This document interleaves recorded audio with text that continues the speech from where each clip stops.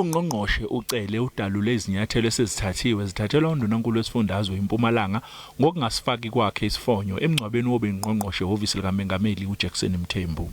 The provincial commissioner has taken the premier to the police station and then has written the statement and has paid the fine, which is admission of guilt, and followed all processes like taking the fingerprints, and the amount of money that was determined by the magistrate has been paid.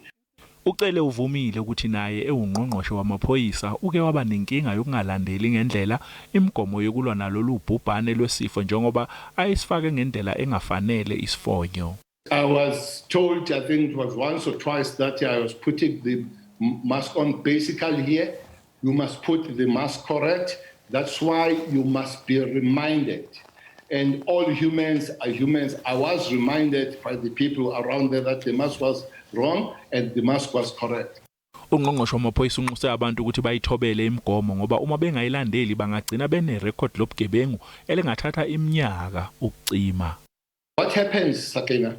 You are reminded, you get arrested, you are taken to the police station, you are given what is called J534.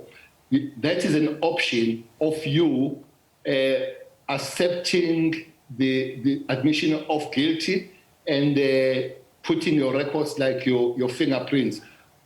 South Africans must understand that once you pay the admission of guilty and you put your fingerprints, that is a record, creates you a criminal record. UNgqongqoshe wamaPhoyisa uthi nalawo maphoyisa abonakala ezinkundleni zokuxhumana engasifakile izifonyo azoyikhotha imbenge yomile. Wathi wonke umuntu noma ngabe ukuliphi izinga lempilo kumele athobele yonke imigomo yokulwa nalesifo. Bangu 13,600 njengamanje abantu asebeboshiwe ngenxa yokungasifaki isifonyo kulelizwe. NginguCalvin Dludla wezindaba zeSABC.